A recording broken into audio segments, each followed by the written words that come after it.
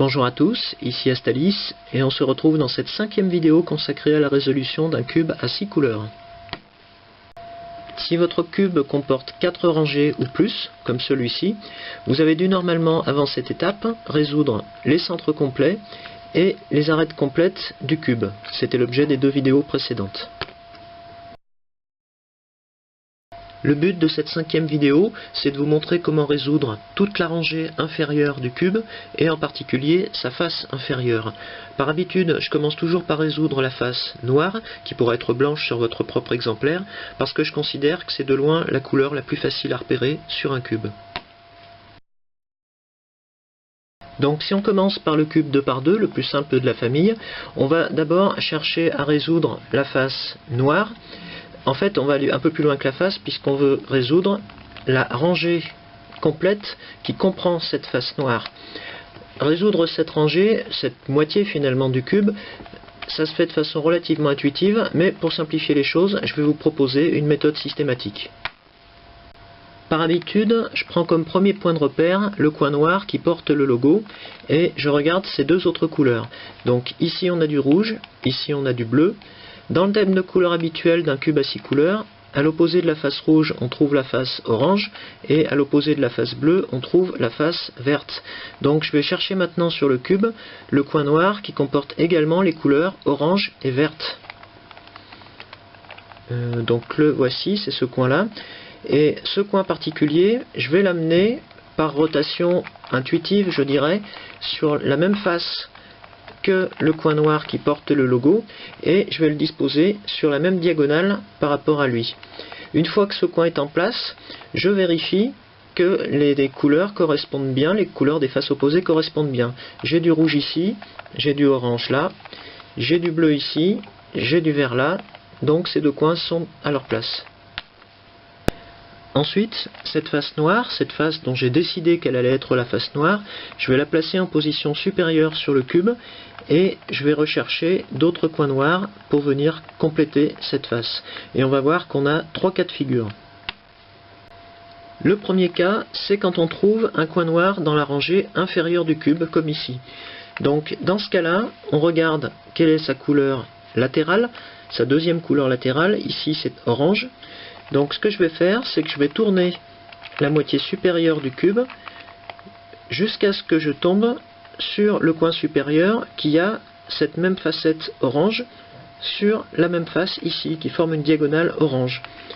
Lorsque je suis dans cette configuration, on voit bien que le coin noir qu'on a repéré, sa place sera ici, à côté de l'autre, mais si je le monte comme ceci, je vais chasser l'autre qui est déjà en place ici.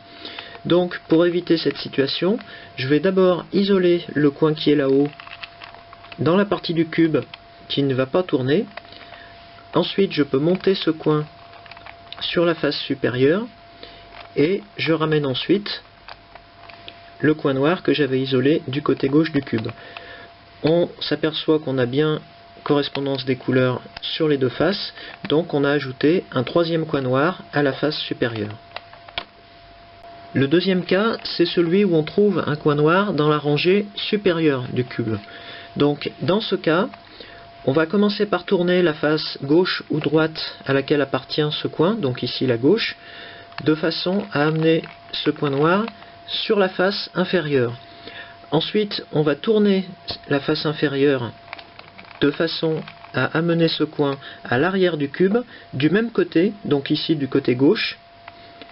Et enfin, le coin noir qu'on a délogé de la face supérieure, on va le ramener à la place qu'il occupait précédemment, et on s'aperçoit que l'autre coin noir se trouve maintenant dans la rangée inférieure. C'est exactement le premier cas, un cas qu'on sait donc déjà résoudre.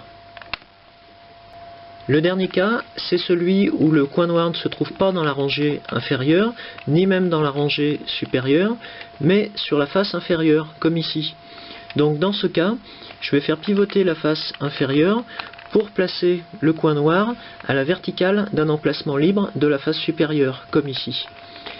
En gardant ce coin noir sur le côté avant du cube, comme ceci, je vais faire pivoter la face gauche ou droite à laquelle il appartient, donc ici la gauche, de manière à l'emmener sur la face arrière du cube, comme ceci.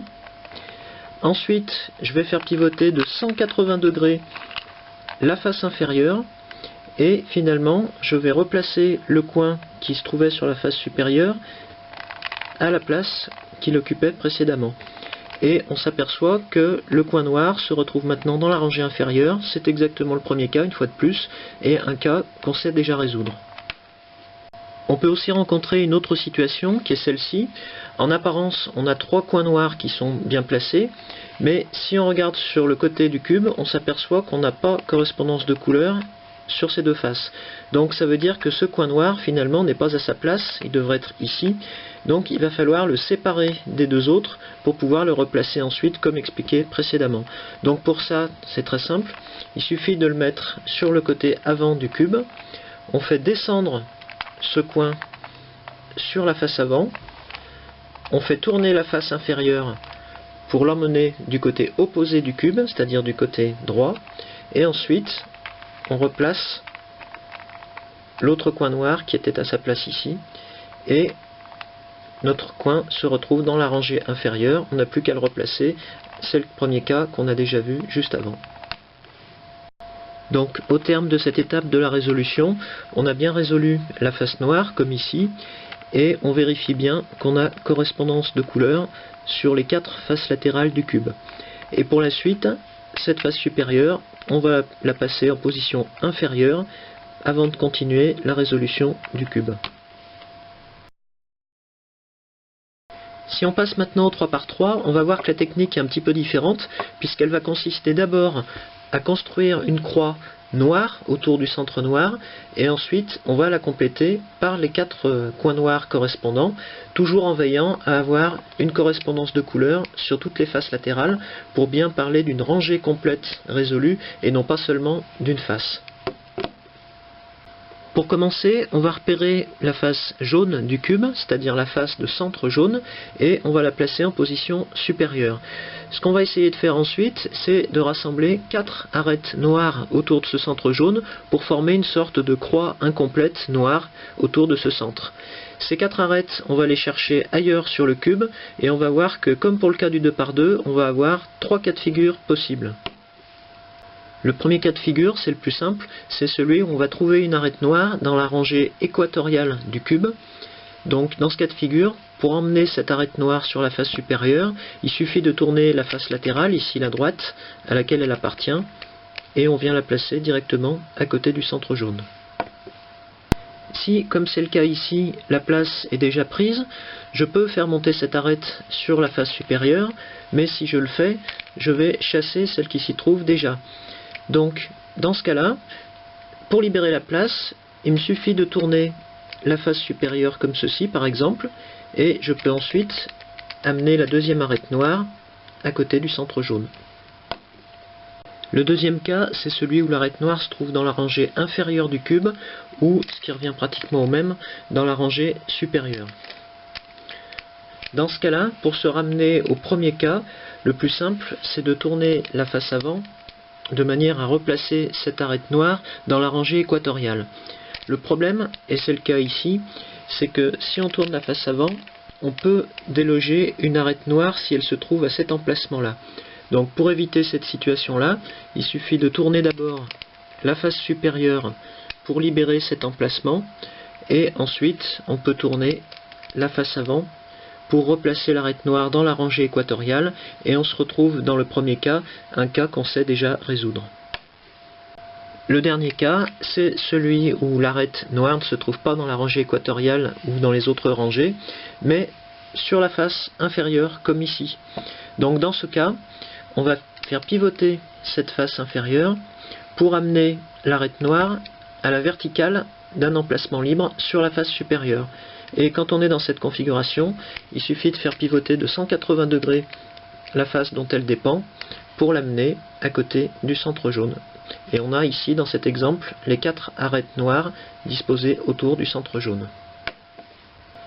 Une fois qu'on a ces 4 arêtes noires rassemblées autour du centre jaune, on va regarder ce qui se passe au niveau des côtés du cube, et en particulier on va chercher à obtenir une correspondance de couleur entre la deuxième facette d'une arête noire et le centre de la face latérale correspondante.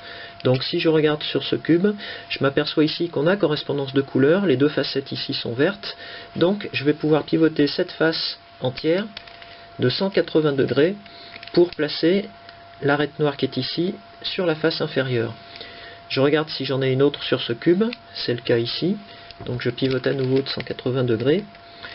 Et sur les deux dernières arêtes, ici je m'aperçois qu'on n'a pas correspondance. Donc si je prends le cas de cette arête noire qui a une facette rouge ici, je vais faire pivoter la face supérieure du cube jusqu'à ce que je sois à l'aplomb du centre de même couleur, ici rouge, et je pivote à nouveau à 180 degrés la face. La dernière arête ici, sa deuxième facette est orange, le centre est orange ici, je tourne à nouveau de 180 degrés cette face, et lorsque je n'ai plus d'arête noire sur la face supérieure, je les retrouve toutes sur la face inférieure, et on a une croix noire, et on a en même temps la correspondance de couleur sur les 4 faces entre l'arête inférieure et le centre de la face correspondante. À partir de ce stade où on a une croix noire et la correspondance de couleur sur les 4 faces, on va chercher à compléter cette croix noire avec les 4 coins noirs correspondants ici, et on va chercher ces coins noirs ailleurs sur le cube, et on va avoir à nouveau 3 cas de figure possibles. Le premier cas, c'est celui où on va trouver un coin noir dans la rangée supérieure du cube.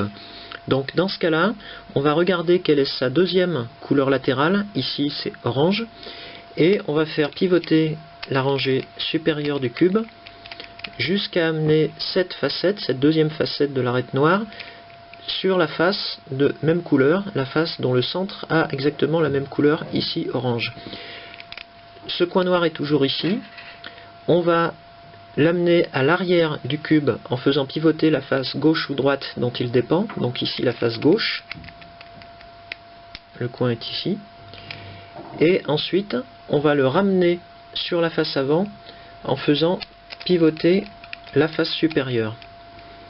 Donc le coin noir se retrouve ici, et ensuite ces deux pièces noires, on va les ramener sur la face inférieure, et on vérifie bien qu'on a un nouveau coin noir qui a rejoint la face et qu'on a correspondance de couleur sur les deux faces entre l'arête et le coin, comme ici. Le deuxième cas de figure, c'est celui où le coin noir se trouve dans la rangée inférieure du cube. Donc dans ce cas-là, on va commencer par l'amener sur la face supérieure en tournant la face gauche ou droite dont il dépend, ici la gauche. Donc le coin se retrouve ici. Ensuite, on va tourner la face supérieure pour amener ce coin noir vers l'arrière du cube, du même côté, c'est-à-dire ici vers la gauche. Voilà. Et enfin, l'arête noire qu'on a délogée de la face inférieure, puisqu'elle était ici, on va la ramener à sa place. Et on s'aperçoit que notre coin noir se retrouve dans la rangée supérieure. On se retrouve dans le premier cas, donc on sait résoudre à partir de ce stade. Le troisième et dernier cas, c'est quand le coin que l'on cherche ne se trouve pas sur une face latérale du cube, mais sur la face supérieure, comme ici. Donc dans ce cas-là, on va faire pivoter la face supérieure pour amener ce coin à la verticale d'un emplacement libre de la face inférieure. Ensuite, en le gardant sur l'avant du cube, on va l'amener par rotation de la face gauche ou droite dont il dépend, donc ici la face gauche, vers la face arrière du cube. Elle se trouve ici. Ensuite, on va faire pivoter de 180 degrés la face supérieure. Et enfin, on va ramener les deux pièces qu'on a délogées de la face inférieure à leur place. Et on s'aperçoit que notre coin se retrouve dans la rangée supérieure du cube.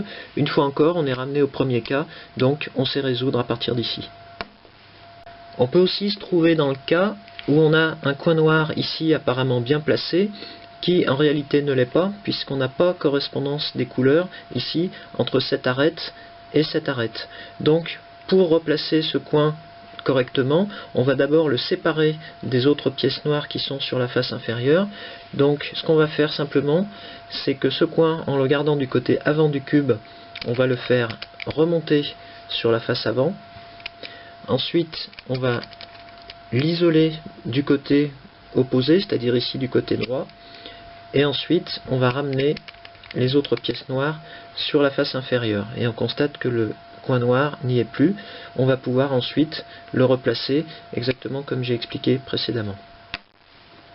Donc en appliquant ce principe aux 4 coins noirs, on reconstitue la face inférieure noire et on vérifie qu'on a bien correspondance de couleurs sur l'ensemble de la rangée inférieure du cube, avec aussi une correspondance entre le centre de chaque face latérale et cette rangée inférieure.